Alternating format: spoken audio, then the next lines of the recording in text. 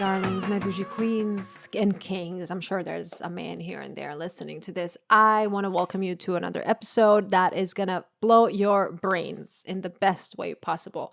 Okay, this is a social media conversation. Social media is my full time job. And it takes a lot of damn work. And a lot of people don't recognize how much work it takes and how much organization and how much brain power this entire industry needs for you to be successful. So I was often scrolling through TikTok and trying to find these experts that are going to give me advice and feedback. And there's a lot of bullshit, there's a lot of fluff out there. And there was this girl that I was like, she talks about things that actually make sense. And her advice is when I was taking her advice, it was great advice. It was tangible tips that I can implement in my content. So I reached out to Julia. I don't even know how long ago that was. That was probably last year. So I reached out to Julia and then we got on a call and she gave me like a little, it was like a one-on-one call and she gave me her opinion on my socials and then we just connected and stayed in touch. And then I was like, I just love your message and what you're preaching and I want to introduce you to my bougie besties. So we have Julia on the podcast here. She is amazing. If you are somebody who's just starting out in the social media space or you're trying to get to the next level or you're somebody who runs a business, you have to recognize social media is you can't do without it. So you have to put some time and it's like marketing now. Like regular marketing doesn't really work nowadays. You have to do social media. And to be frank, what captivated me was that she's so pretty. She's so cute. And I know you're going to love this episode. And if you have a friend that would benefit from listening to this, please send it to them. They need to hear this conversation. It's going to change their life. Okay, let's dive into it.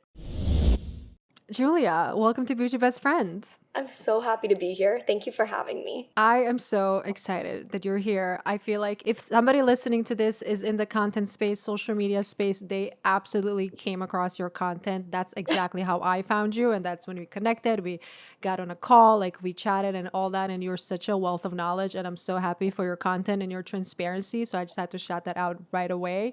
You're amazing and your tips are great. So your socials are crushing it. Thank Let's you. let's start with the beginning. How did you get into the social media space? Oh, wow. Okay, so 7 years ago, very random, but 7 years ago, I was graduating from UCLA and I wanted to be a registered dietitian, but I had already done kind of all my things, all my internships and my hospital internships and all of the things. I wanted to go to USC, which only takes 15 people. So I was like, I need to stand out. I need to figure this out. And right around that time was kind of like the space where all of these health and wellness influencers were just popping up left and right. So it was still kind of like the wild, wild west of Instagram.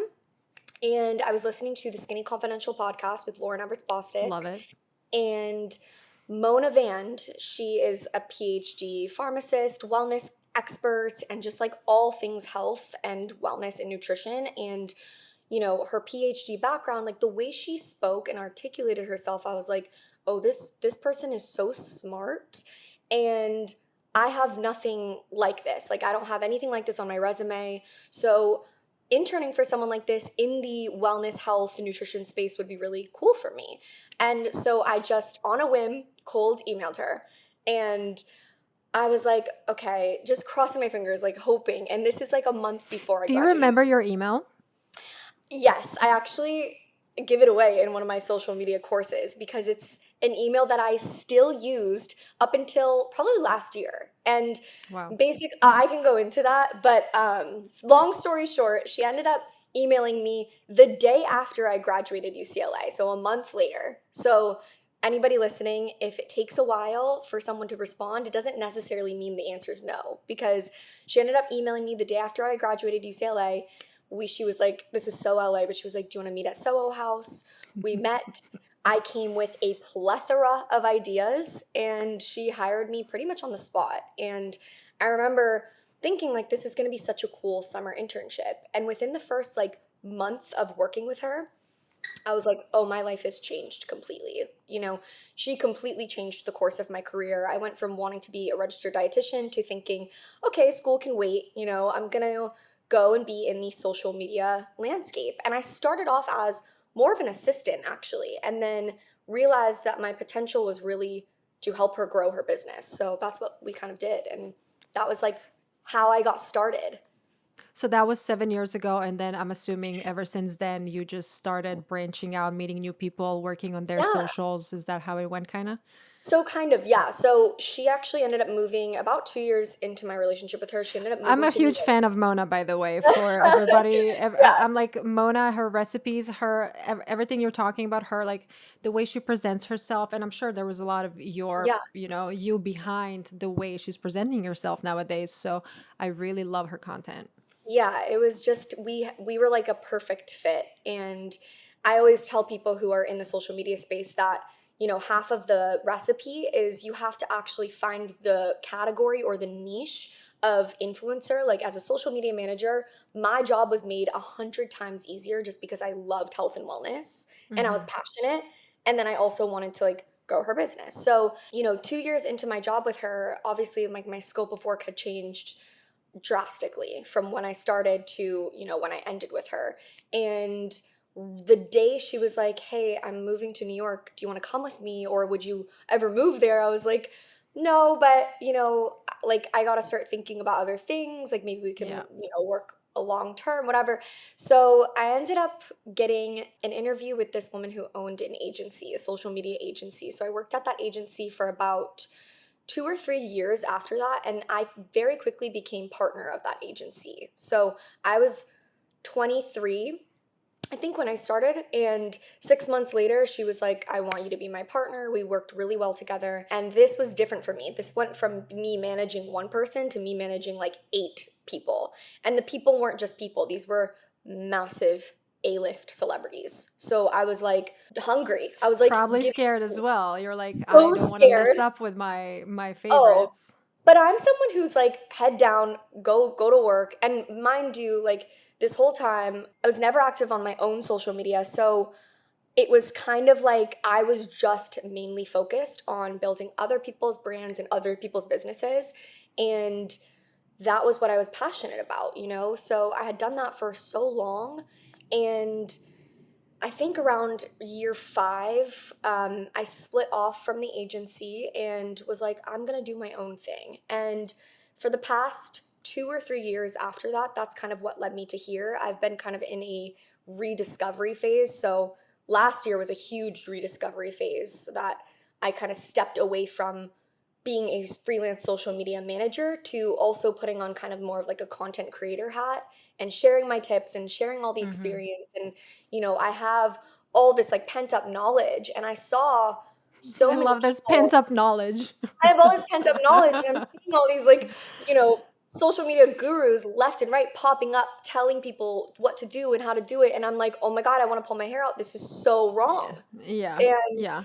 I was you know, about to say something that attracted me. So I've been following your content for a while, and then I reached out to you, and then we connected. And then the reason why I reached out to you and not like a million other people is because I felt like you actually know what you're talking about, and you would support it with tangible yeah, tips and tricks. Okay, so everybody listening to this know that I am a content creator full time.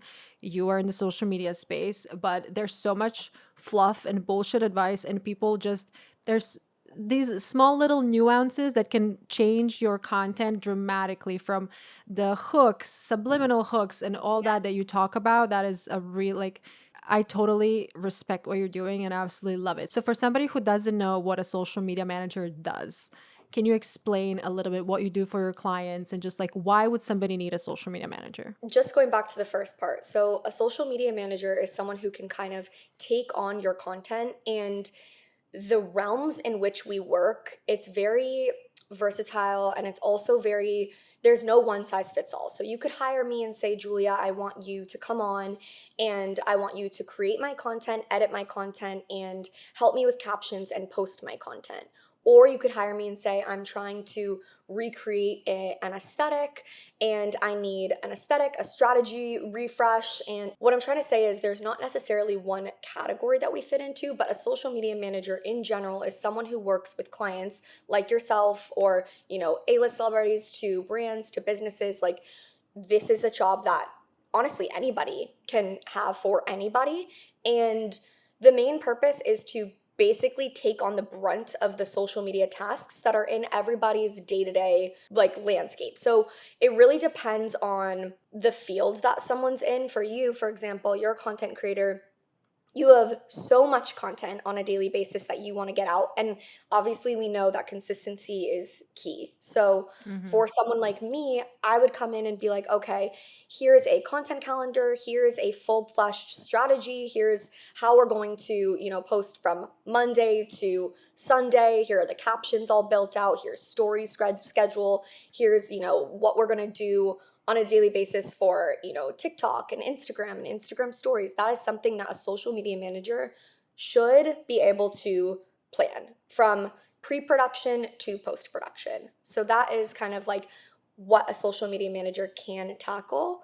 I mean, again, it's really not a one size fits all Yeah. because I've been hired for product launches or Mm-hmm. for events, like Goop in Health or BeautyCon are things that like I've been a part of just to Almost like take. a consultant or something Yeah, like that. there's Yeah. consultants or there's just for content capture. So it's really just Mm-hmm. like social media manager is a very broad term. It's just an umbrella term for Mm-hmm. anything that is on social media is something that I can offer or I can Basically, do. anything you see on your phone is something Yeah, that you could be yeah, handling. Okay, love basically. that. What do you think about TikTok nowadays? Everybody wants to be Alex Earl, but you don't, she also put Yeah, in a lot of work and a lot of years of building it behind the scenes. I don't like when people are like, oh, you just have to, find yeah. your niche, even though you don't really, you give more specific advice. So going back to what you said first, what do I think about TikTok? Because I think that above all is important.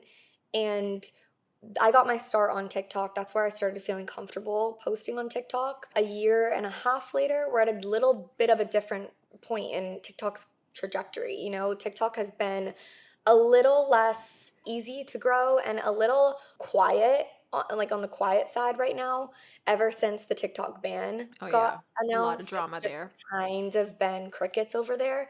It's not to say to abandon the app completely, but I want to talk about TikTok, but then I want to talk about Instagram or YouTube or any of the Mm-hmm. other platforms because I say this just to help everybody who's listening. You have to have a multi-platform presence. You can't just put all your eggs into the TikTok Mm-hmm. basket and you can't just put your eggs into the Instagram basket. You have to have a multitude of things going on because if TikTok goes down, you want to be like, I already have Instagram. I find it interesting. Sometimes I find a creator on TikTok and I'm like, wow, this person is so cool. And then I click on their Instagram and they have like Nothing. no content. Not that you have to have the same amount of followers, but like, do you No, not care about this other platform? exactly. It's such a waste of potential. When I see that, Yeah. it's funny, up until this year, that was me. Like when people would go to my feed, if people were going to my TikTok, I had over 100,000 followers. If people were going to my Mm-hmm. Instagram, I had like 3,000 followers. And it's like, Mm-hmm. it's kind of Yeah. like it was wasted potential. So that's why I say it because I lived through it. First of all, I recommend all of my clients have a multi-platform presence, but also because I made the mistake of not taking my own advice there. So So I why do say you this, think people do that, make that mistake? Why do you, I mean, I will tell you from myself, I have been using Instagram for the past 10 years, totally in different ways. Like I used to be a makeup artist, then I was posting beauty content. Then I started posting on TikTok and I was more open and I was sharing yeah. like Miami things. And I felt like nobody knows me on TikTok, so I can be whoever I want to be. But now I see myself that I'm like almost censoring myself more on TikTok than on Yeah. Instagram. And I remember one video that you posted, you were saying something like, I have this client and she is doing great on stories, but she goes on TikTok and she is just so scripted and so Yes. fake. And then you told her record yourself on stories and then just upload that to TikTok. So what do you Yes. think about this like psychology? I think that certain people feel comfortable on certain platforms. I think also, I mean, this goes without saying, but social media is a full-time job. And that is something where, if someone's listening to this and they're like, I want to have a multi-platform presence, but like, how do I find the time? Or how do I know what to post on TikTok versus Instagram? Or how do I figure out how to make all these platforms make sense? Those are things that hold people back from posting on a multitude of platforms. So this is kind of the thing. It is kind of a mental battle where people are like, I feel more comfortable on Instagram because I know I have an audience there, or I feel more comfortable on TikTok because that's where I got started and my audience knows me better. So it's really just about like a personal preference, it's also personal experience, but there's so many things that could hold someone back from not taking the time and posting on both platforms, even though it's like you're scratching your head being like, this person's so cool on TikTok, why would they not be cool on Instagram? Or like Mm-hmm. vice versa, you know? So it's just wasted potential. And usually that wasted potential is because that person is probably either overthinking their content or Mm-hmm. they haven't allotted the time to spend on Mm-hmm. one platform and the other. So those are typically the things that I see when it comes to just like people not prioritizing those two platforms or having a multi-platform presence, but it just depends. To me, it's Mm-hmm. like I want to like pull my hair out when I see it because I'm like, there's so much potential, So, you know? what do you think about people repurposing content and posting the same exact thing on Instagram, TikTok, YouTube Shorts, Pinterest? Does that make sense? Does that not make sense? Should they I think change it's a good content for? start. I think it's Yeah. a good start. And I say that because that's not what I would do strategy wise, but I think it's a great start. And I don't want anyone listening to this to think, oh, well, she only is saying to do it this way. So I'm going to go into how I would actually recommend doing it. But to anybody who's listening, if that's what you can do, then do it. That's better than nothing. So, Mm-hmm. if you're able to, cross platform post and it's just the same content for YouTube Shorts and Pinterest and TikTok and Instagram, truly that is better than nothing. But the way that I would do it is I like to think about content as just how can I squeeze the most juice out of this content? And I think about it as almost like in my head, it goes to what's the concept? And then I think, okay, what are three concepts out of that one concept that I can film different videos to and post on the different platforms? So, for example, if I'm gonna do a get ready with me video, because that seems to be kind of like the most popular video at this point, because Those Alex, do horrible for me, which is so funny. I mean, if I'm talking about something that's like actually interesting, a topic, that's all right. But if I'm just like, yeah, hey, I'm going to this event and this is what I'm wearing, but you know why I feel that's, again, sorry to cut you off, but like no, I feel like that's because I genuinely don't enjoy doing it. I'm doing it because I'm trying to hop on this trend and I feel like no, that's like popular. So I'm like yeah. almost struggling to record it and you can feel it. Well, oh, I was gonna say your audience is really smart. So, like, if you're doing something and it's like You can feel half-assed, the energy. Like you can feel like, oh, she doesn't feel want to it. do this. Your Yeah. audience is just so in tune. And like I, from a mile away, can spot when a creator is just being inauthentic or even when a creator is burnt out and just posting to post. I can feel it. And I know Mhm. that I'm not alone? So for me, it's like if I'm not invigorated by the content that I'm creating, if I don't want to sit there and watch it, I don't post it. So Mhm. that is probably why your get ready with me's don't do well. Yeah, I Whereas if stopped you posting do a them. get I'm like, yeah, like I'm if not you going to do a waste get my ready with time. me, I bet you if you did a get ready with me and talked about like the worst, the worst Mhm. date you've ever had, or like the craziest thing that someone said and what would Coco do or whatever it was, Mhm. like I'm sure like because you're lit up and passionate about those conversations and those topics, Yeah. people would be like way more enthralled. And also, like as you know, that's a subliminal hook. If you're doing a get ready with me and Mhm. talking about something Mhm. so completely different, subliminal Yeah. hook. Um, Yeah. but going back to kind of like the layers of content, I think about like, okay, so the top would be a get ready with me. And I would think about three content formats through that where I can get different videos from each one. So, for example, get ready with me, and it would be, and the first one would be more of like, pick my outfit, okay? Or do my makeup. It can be really whatever you want it to be, but like behind the scenes, pick my outfit. And then the second video could be actually putting on the outfit, and you can start it and being like, okay, you guys helped me pick my outfit, now like help me try it on. So you're trying on the outfit, you're going through the motions, you're being like, okay, this sweater, that sweater, you're involving people, you're involving your community. And then the third video could be something like, okay, final touches, like pick my jewelry, pick my purse, pick my shoes. Those three contents, you could even go as far as being like, get unready with me. But those three content formats are coming from one piece of content, if Yeah. that One makes sense. situation basically. One situation. So Mhm. you're just milking it, if that makes sense. And then, Mhm. ideally you'd want one to be kind of more of a longer extended version, one to be a more like short 30-second version, and then one to be kind of like the quickest version, because then you can post to YouTube or YouTube Shorts, TikTok, and Instagram. And, that is ideally, that's how you strategize your content. It's Hmm. not always going to be possible. Someone who does a really good job about this, and I have videos on this, is Meredith Duxbury. She does an Oh yeah. incredible job. So does Alex Earl, by the way. Like, she is getting like 6 to 8 pieces of I content from. really don't understand how she does it just from a technical perspective because she said that she edits her own videos.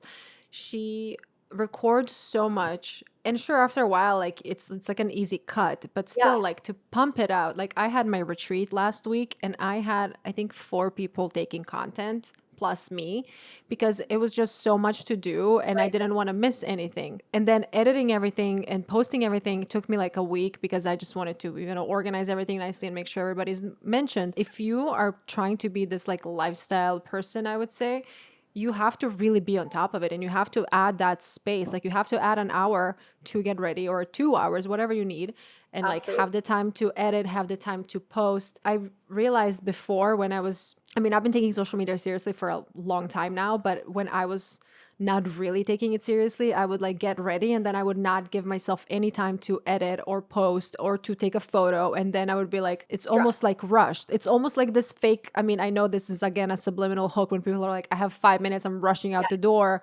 which honestly, I don't like that hook. I don't know why everybody's using it.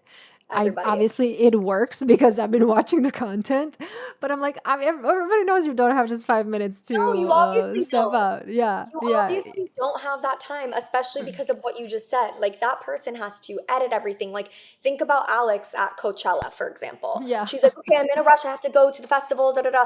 She's already posted that video and her outfit video and her sister's outfit video. Like, she is very smart about the things that she's doing and saying. And it's like, that's why it's so subliminal. That's why I call them subliminal hooks, is because unless you know, you don't know. Like, Mm-hmm. it kind of is the situation where it's like, if you know, you know. Like, content Mm-hmm. creation, it's time consuming. Editing, it's no joke.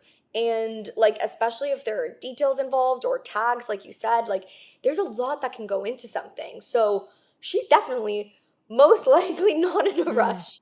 And none of Yeah. these people are, and they've probably thought about everything. At this point, it's pretty much routine for both like a Meredith Duxbury Yeah. or an Alex Earl. But before that, I'm sure she was thinking like, how can I pump all this content out? And that is how, Mm-hmm. being Mm-hmm. strategic about it. I'm a very creative person and I am at the point now where I'm like organizing myself and I know how to structure my time to be able to deliver the content. But for somebody who is super creative, like time doesn't exist or like they don't, how do they Yeah. organize themselves? And I even bought that little, I showed you that little board where you would have Oh like yeah, yeah. dates. I have it here with me. Yeah. Like I know my pillars at least, like what day I Yes. should post what type of content. Well, you beat me to it. So I literally use that. And I'm working on something else that will kind of replace that. But I use that monthly, and I think about, okay, whether it's for me or my clients. At this point, I don't take on any more clients, so mainly it's been for me. I plan out my entire month, and like you said, I'm just basing it off of the pillars that I want to hit and the topics I want to hit each week.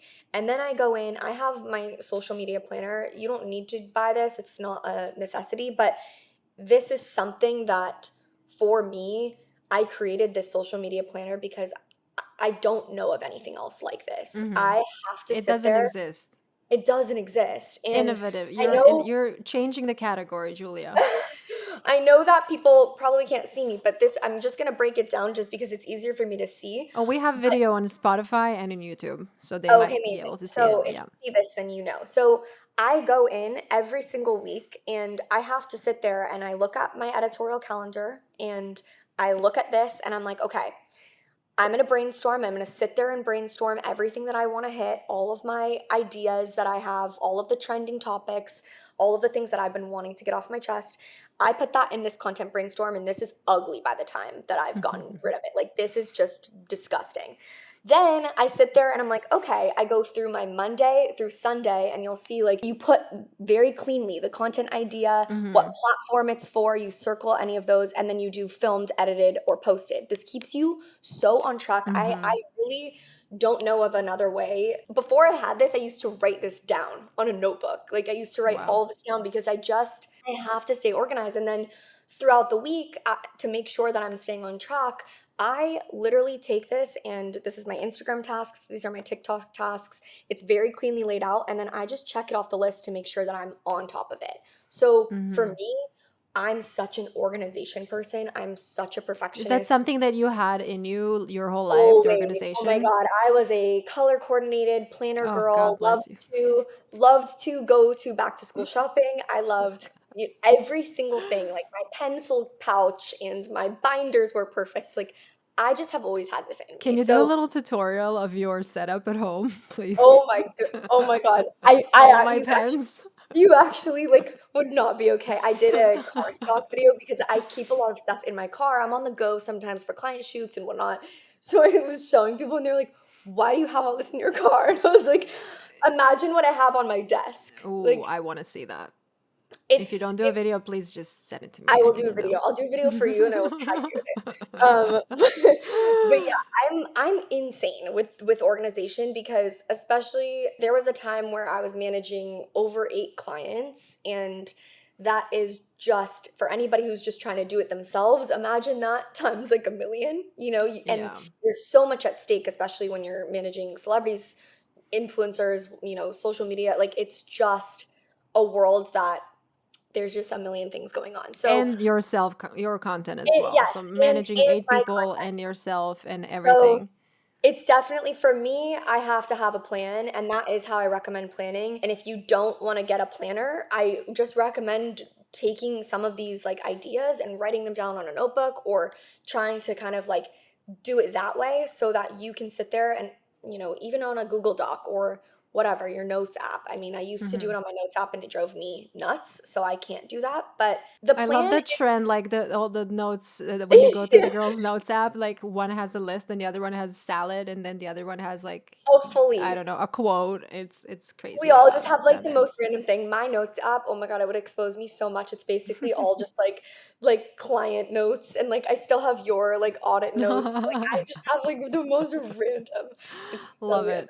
But the half the battle with social media is planning. And because that is going to help you establish consistency. If you don't have consistency, it's really not worth posting at all, honestly. You're Hmm. just not going to get anywhere. And I Hmm. say that nicely, but also like very brutally honest because We like brutal honesty here. It's just yeah, like I don't it's like really going to the gym twice a month and expecting to be ripped. Like it's just not gonna happen. exactly, you're just not gonna get it. And like I try to tell everybody that, but for some reason it doesn't compute. I don't like to be fluffy and I don't like to sugarcoat anything. So That's why I if like I'm you. yeah, like if I'm gonna help you and give you the tools, I need you to hold up your end of the bargain. And Hmm. what that really means is having a plan and posting consistently, because as you do that, even if it's, a month later and you've seen no growth, and 2 months later and you've seen no growth, but oh wait, by month 3 you've started to see growth, and then it tumbles. And that's the thing Hmm. about social media, is that as you get consistent, as you are posting and figuring out what your audience likes versus what they don't like, and you're analyzing your analytics and you're looking at all of these things, like those are all things that your content is just going to get better and better. And all it takes is one post, one, Hmm. to change the trajectory of your entire career. I can Yeah. think about the post that Alex Earl posted of her, I think it was in her car, where she's showing all of her acne. Acne. Yeah, I remember that And post. I Yeah. remember her showing, and she was saying, like, you guys made me feel so beautiful, but like, I need to show you the real me. And she was showing Hmm. her acne. And I actually got that, goosebumps right now. I have no idea why I saw that video many times. Like I don't know why I'm getting like that video yeah. changed her entire life. Her Yeah. entire Yeah. life.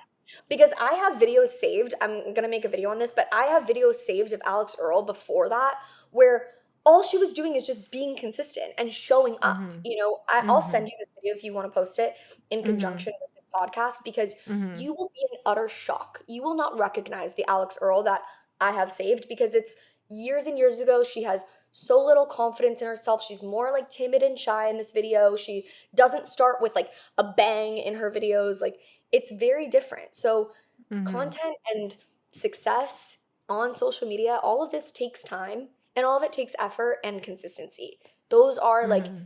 the key things that you need to keep in mind. And I'm a big believer that everybody can make it in their own respect, you know? Like you might not be the big next Alex Earl, but you might be, you know, a smaller version who is doing their dream job and selling their passion project and, you know, being able to do all of these things, and that all happens because of social media. So I mean, people, since we're talking about Alex Earl, we love Alex Earl, by the way. She lives in my love neighborhood. I see her like all the time. her.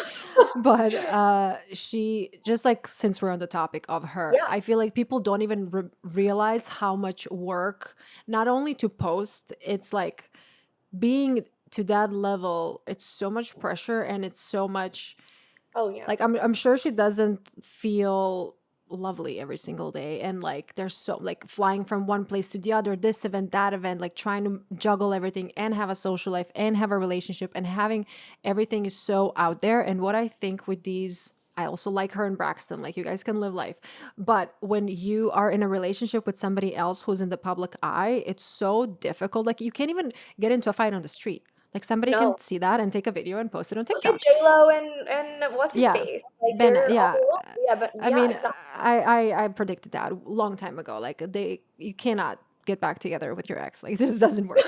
But it's like even if you break up, it's okay. Then you have to post it on Instagram. You have to Right. explain. Everybody has a question, and it's like it's Everybody's so involved. hard.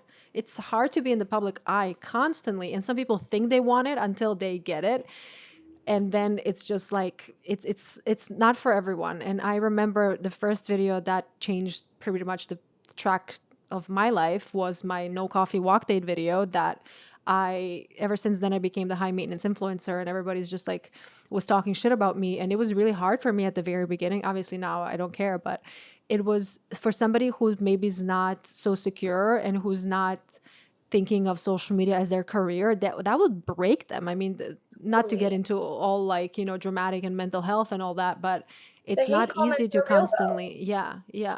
What do you It's do with hate comments? Like what do you, as from a work perspective, what would you suggest? Because I usually reply to comments because I like to fire them up, and sometimes I kill them with kindness. yeah. But sometimes I like I don't have get in fights with them anymore, but I do respond mostly. okay, because I have kind of like two methodologies here, and I've had clients where I won't name names, but I've had like celebrity clients when they get hate, they'll like send And they the go middle in. finger emoji or like go in on this person, and I'm like side texting them being like, "Hi, I'm going to handle this. Like don't you do that." Like I'm like, Just "You jumping in that's a here. bad look." I'm like, "That's a really bad look. Do not do that." I'm Yeah. like, "Absolutely not. Avoid, abort. Like don't look at your stuff." You know, it's kind of like if you're gonna fight fire with fire. Like if you feel the need to stoop to their level, I really would rather you just delete the comment. Like if that's your Hmm. approach, I like you're a fiery person, so you can take it. But like a lot of the times, like most of these people, they feel like they need to go on the defense. My Hmm. thought on hate comments or hate on the internet, it's typically coming from people who are really miserable and sad in their lives. Hate comments, like anybody who's taking the time to write them or write something negative on your profile or taking the time to write out hate and comment Hmm. it, that person hates themselves. And Despises themselves. they They're like hate crying in the themselves. bathroom They're while the they're type writing of it. person who's sitting there hiding behind a screen, having to take out their hate on themselves and project it onto you. That is just Hmm. all that is. And Hmm. so, like, for me, I come at it with a place of grace, and I'm just like, you know, we're not going to see eye to eye here, like, wishing you all the best. Or, like, Hmm. thank you for this comment. Love to hear your perspective, but agree to disagree. And I You just know what shut it. what I told, I don't know what comment or what video it was, but there was this dude who just said something very stupid, and I'm like, "Thank you so much for your feedback. It really added value to the comment section." And it was just like It's something totally perfect. stupid. Makes them feel, you know, Yeah. it's And like, then I think what day is today? Tuesday, Monday morning. I was just waking up. I did my morning routine, so I was ready for the day. But there was this account that just left the nasty comments, and I'm like, I was being nice. I was like, "What makes you say that?" and whatever. And then I was really nice to her, and she's like, "You can Yeah. go away with this fake kindness." I'm like, "I'm actually not fake kind. I'm actually kind." And I said, "I really do wish you well, and I hope something amazing happens to you today." And Right. she I mean, stopped replying. that's the thing. Like, shut them down. And honestly, like, it's more just like you don't know me at the end of the day, Yeah, so you don't know if I'm being fake or nice. Like, yeah. you don't know. So, like, don't I come want here to and judge I me. want to add something here. It's also in your real life. Like if you're in a bad mood, just Yeah. see the way you treat other people and see the way you're like snappy if somebody doesn't move in the line so fast. Totally. Like you just have to put yourself in their shoes and see like why this type of content bothers them. But okay, enough about the haters.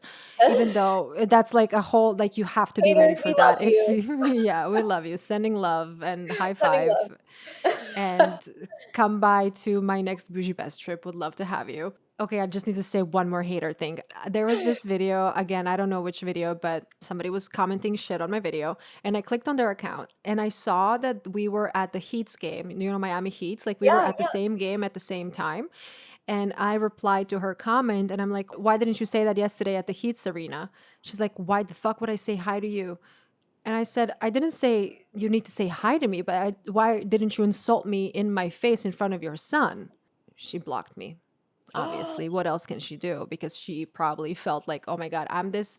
And then obviously, that their page is all about like love and support and Oh, of that type course, of of people. course. Yeah. I mean, like, nothing you see, it's really hard. Like, going back to social media gurus, it's really hard to kind of like figure out who's real, who's fake, whose content's actually like good and authentic and who's not. Like, it's Hmm. very easy to just portray yourself as someone that you're not, but it always catches up. So Yeah. I'm a big believer in that.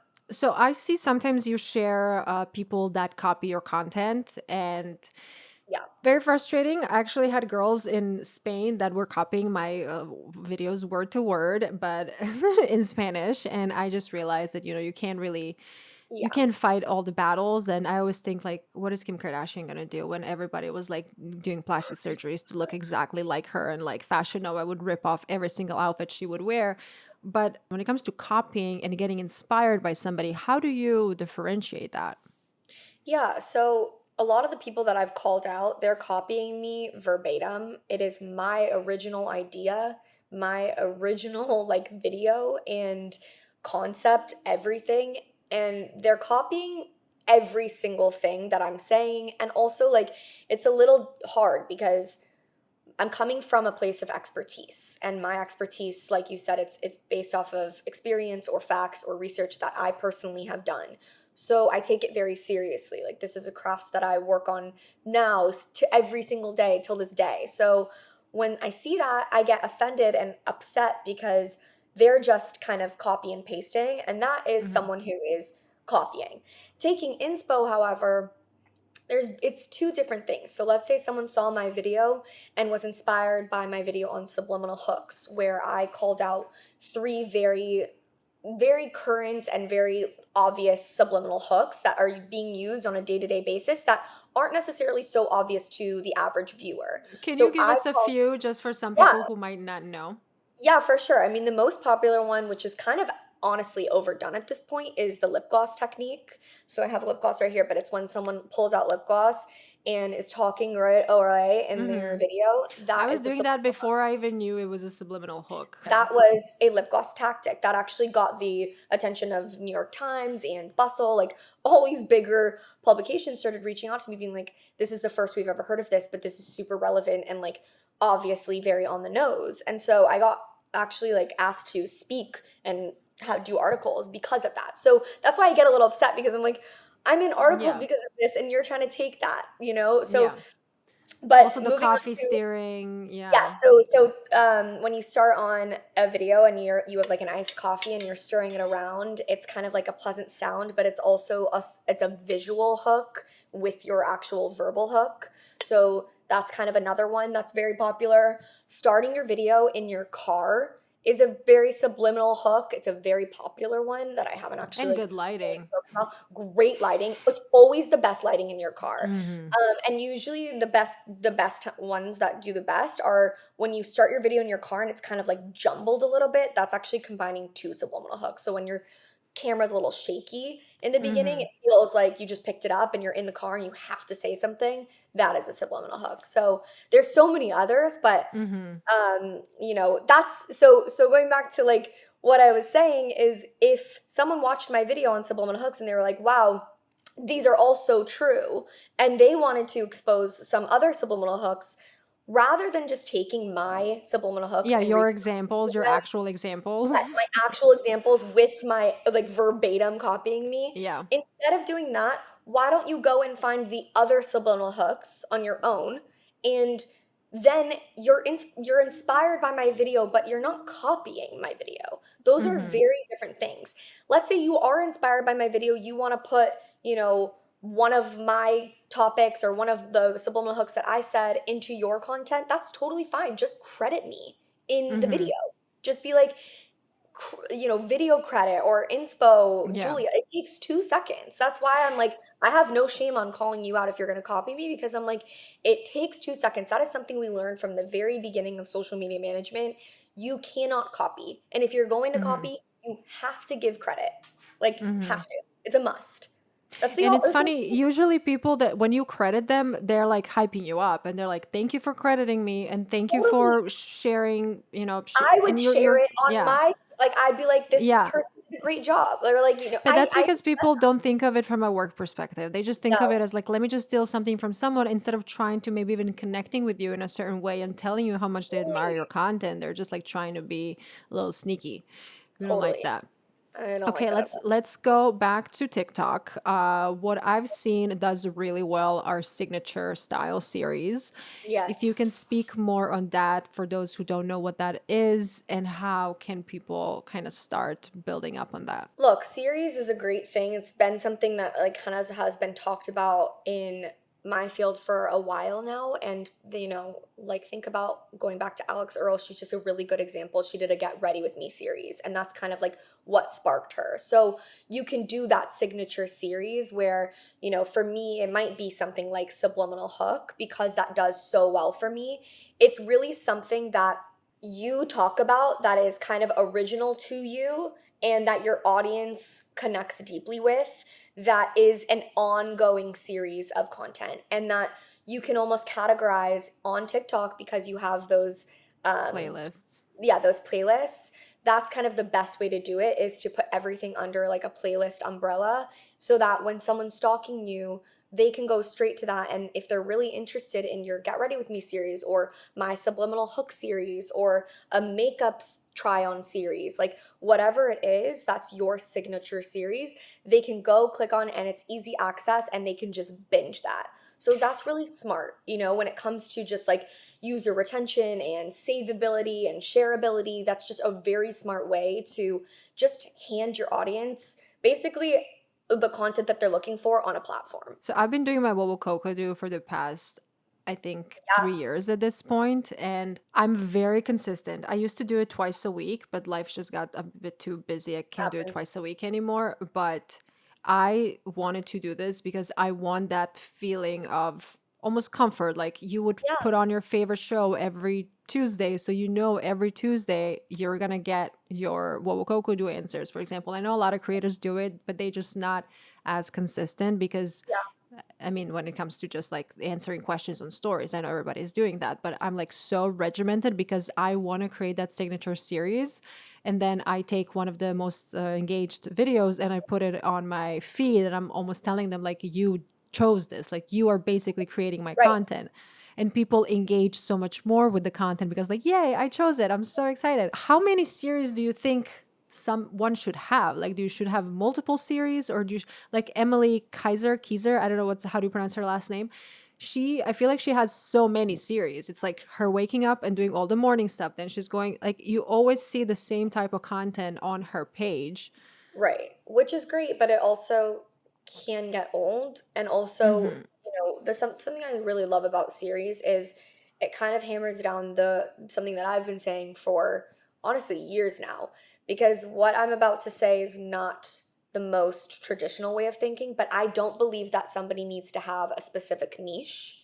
And I think you can have something that kind of like is the core to your content, but that doesn't necessarily need to be it. It doesn't need to be the end all be all. So with signature series, it's kind of like you're able to do so many things, and that's kind of a reflection of your content buckets. So, Hmm. you can do, like, for Emily Keesner, for what you were saying, like, she's doing all these series, and that's something that she's branching out. She's not in just like one specific niche of motherhood or one specific niche of, outfits or makeup or beauty. She's doing them all, and she's kind of organizing them in a way where it's bingeable for anybody who's watching. She's basically appealing to the masses because she's just trying to get any attention of, someone who, a different demographic. It's a very smart way, and there's not necessarily like a number in my head of how many you should do. It really, like, that's the unfortunate thing about social media. It's just not a one size fits all. I would say that like 2 to 3 series to start is a really good place to start.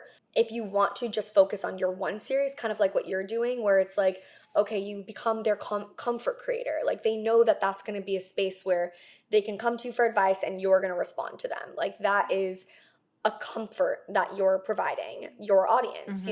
And so that's something that a lot of other creators can replicate in their own way, not steal, but in their own way. And basically, from there, you can start to create what you feel is your signature style and your signature voice. It really does help like amplify that for you. And Hmm. like you said, your signature series, like, whether you like it or not, your signature series should be decided by your audience. Like, your community is everything. You are nothing without them. You should be giving them every single thing that they want, because it's kind of like, at the end of the day, your community is what's going to boost you and, get you to where you want it to be, and also like have those connections where it's kind of like they're helping you grow, you're helping them in some way. Like, it feels like there's this like mutual beneficial relationship. So Hmm. you should be studying your analytics, seeing what your audience engages with, and then that should really be what helps you inform your I signature series. constantly go through my analytics and I just see Oh, I what love you for type of that. video. Oh yeah. Oh I girl, love I'm you for doing so that. data driven, and I even when I'm like, "Oh, I don't want to do this again," but I'm like, That's what they want." And it's interesting how you said like you're nobody without your audience, and people don't recognize that. They don't see that if nobody follows you, you obviously don't have an account. Like sure you can have an Right. account, but like you don't have brain opportunities, you don't have, you're just No, gonna burn out quickly. And I don't understand why some creators are rude, just like plain rude. I when I or host my silent. in-person events and like on the retreat, people are like, "You're so nice. Like I didn't expect you to be nice." I'm like, "Why would I be a bitch to you? Like I don't Right. understand. Why would I be rude?" It just hurts because, I was talking about something. I came up with a term called the cold creator. And, so many big creators are cold creators. And I don't care how many Tell us, millions what and does that millions. mean? So cold creators, when you're putting out a ton of content, but you're not engaging with anybody. Like, your following, your community is engaging with you, but you're not engaging back. You're just basically Hmm. putting out a bunch of content and leaving them in the cold. And Makes no for me, sense. it just it doesn't add up. Like, I think about a Charlie D'aAmelio, or like even an Addison Rae, who had so much potential to be an Alex Earl, who is Hmm. a warm creator. And when I think about these things, like, yeah, sure, Charlie D'Amelio and Addison Rae, they're both in great positions. Let's be real. They made millions and millions of dollars, but where are they now? Hmm.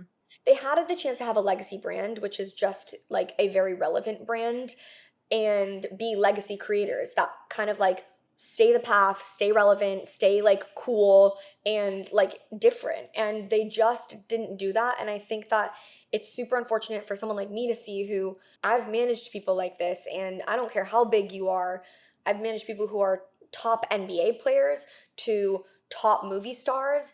I don't care how big you are, you need to be connecting with your audience. You need to at least Hmm. be looking at what the comments are, because if people are like, this is lame, like, we don't like this, or like, can you do more of this and not of that, or like, this is really tone deaf of you to post. Like, these are things that like you need to take note of as a creator. And Hmm. you should be kind of being like, oh, okay, like this is helpful for me to know so that it can inform your future content, and so that bond with your audience and your community just gets stronger and stronger, so that you don't make the mistake that Charlie D'Amelio sadly did. And like, she came out with several businesses, At products the same that time. make no sense to her business. At the same time, Hmm. yeah, she came out with so many businesses that made no sense to her content whatsoever. Like, she's got like D'Amelio shoes, which like what? And like, it just is so confusing. Addison Rae, she created something that makes sense for her, but guess what? It shut down 2 years later because she Oh, the doesn't have makeup that line. community. Item Beauty. She Hmm. doesn't have that community. She did not have the connection. And Hmm. people saw her posting Item, and there wasn't that connection of like, oh, this makes sense for her because You can just feel that she's doing it just for the check, and obviously everybody got to get paid, but sometimes you just have to put a little bit more integrity into it, or at least create a yeah, product that you're so passionate about. So that's why, exactly. like, you creating the planner makes a lot of sense. Like when I Right. created my first merch drop, it was because I just moved to Miami and I didn't have any nice like hats to protect me from the sun. And then this high maintenance video came up and I'm like, I'll just put it on my forehead. I'll just write high maintenance on my forehead and then everybody's gonna just know. Like I'm not trying to shy away from this. I'm like, I'm claiming this Right. very directly. Just a few more things before we wrap up. What do you Yeah. think about creators that are a little bit like dramatic and controversial, but almost just to be controversial? Like they just don't even, if like Michaela, for example, I don't really follow her that much, but I know that there's always something around her. I used to watch the OG YouTubers, and you would know that like Jeffree Star would always get into something, and then Right. this guy. Like, what do you think about people that are trying to kind of blow up that way? I always think virality, and especially virality in a heat centric way or an attention centric way, it's just not the way to go if you're trying to go long term. And you can be the anomaly. For example, the Kim Kardashian is the anomaly. She went viral from, a sex tape and then made her entire career from basically that. But if you really want to dig in and go viral and get that community and have that product that makes sense for you, like, you got to do it the right way. And you're going to get a lot of followers who are going to eventually drop off, especially if you stop being that person. So Michaela or Jeffree Star, like, those are good examples. And I'm not saying that they're irrelevant in any way or that they did it the wrong way. It's just not a way that I personally would recommend anyone do it. Hmm. It doesn't feel strategic in the long run for someone to have gone viral for that reason and then try to come out with like a product that's a respectable product. The Yeah. two just doesn't compute. So like, another thing I think about all the time is like virality means nothing. Virality Hmm. means jack shit. That's the last thing I think about when it comes to my content. I'm not thinking like, how can I go viral with this piece of content? Because that, just like, becoming a content creator, it's not everything. You don't always want to go viral. Like, you Hmm. just want your content to land in the hands of your ideal audience. That is going to do Hmm. you much more service than your content going viral and you getting a bunch of followers who don't actually care about the other They're content that just you're here posting. for that They're one just video there that for you that one created. video Yeah. that you'll Yeah. probably not do again. Like, Yeah. or that probably has nothing to do with your content. So Yeah. that's like 9 times out of 10 the case. So I that's just also how I think that sometimes, obviously, you have phases in your content creator journey. Sometimes you're going to be on an uphill and you're going to pump totally. content after content. You're going to be blowing up and exploding. And sometimes you might have a more of a calm period where you are going to be nurturing that relationship with that existing audience and like showing them. Like when my parents were here, they were Yeah, visiting me in Miami I love for that two content. weeks. Thank you. But that's not everybody's cup of tea. Some people Right. came to just get the dating advice and get the tea and get the drama, but some people actually want to get to know me and see the human side of me. They're going to enjoy that content. Like I can hear Rocky literally crying the entire time while I'm recording this podcast, but like people love my dog content, but that's not going to Yeah, make me blow up and go viral, but they're like they know he's a part of me and they know that he is just somebody that I truly care about. So right. like they want to see That's that. truly the difference. What you just said is truly the difference between followers and your community. Like, Yeah. That is truly the difference. Like you can have a ton of followers, but your community is there for you and for all of the things that you're posting. Your followers, if they're there for your dating advice and you stop posting that, they're gone tomorrow. Yeah. So your community is there to last. So that's why Yeah. I'm always I'm just yelling at people. I'm like, you need to focus on your community, you Okay, we know? talked a lot about community, but if you have like any other tips that you have to obviously reply to Yeah, comments, be nice to people, give them what they totally. want. Is there anything else we missed when Yeah, it a comes to building lot. community? Yeah, the main two that come to my mind, like if I was starting from scratch, like I would really focus on not being salesy in the beginning stages, or even like at my stage right now or your stage. Like I think that when people show up online, they immediately want to sell you something or make money. That's kind of the trend that's going on right now. Like you see a lot of people trying to sell a course or trying to sell a product or trying to get link clicks to their like to Oh, know it or TikTok their shop. Amazon shop, Damn, TikTok shop. annoys Like me. it's just people are constantly trying to sell you something online. And if you can be the one creator who they can go to where they feel like you're a safe space and you're not going to always sell them something, and when you do sell them things, it's going to be very, you know, well thought out and it's actually going to help them and it's going to be like a respectable, reputable thing, like that is ultimately going to help garner that trust and that loyalty from your audience. So don't go guns blazing trying to sell your audience something in every single caption or every single video. It's going to just honestly flop for you, and it's just not prioritizing your community. The other thing that I think is slept on is Instagram stories. You know, I think that when I'm thinking about Instagram stories, and I talk to a lot of people when I do social media audits or strategy sessions, a lot of people are like, yeah, I don't really post Instagram stories. I just post reels and, static feed posts. And I'm like, but why? And they're like, because my stories do nothing. Like they don't reach me to any more people. They're just to my followers. And I'm like, exactly. I'm like, Yeah. you need to be using those to connect further with your audience. Like I don't want to see you just posting your feed post to your story. I want your stories to be so lit up and so on fire every day that your audience looks forward to both your posts and your stories. Like I want you to be giving added value. I want you to be showing up and showing the behind the scenes or showing things that you don't normally show in your reels or in your posts. Like these are things that make you a real life human and that make you feel like you're a person that someone wants to actually like get to know and connect with. And that is how you build community. You don't just do the things that are going to help you grow. That's just the worst thing ever.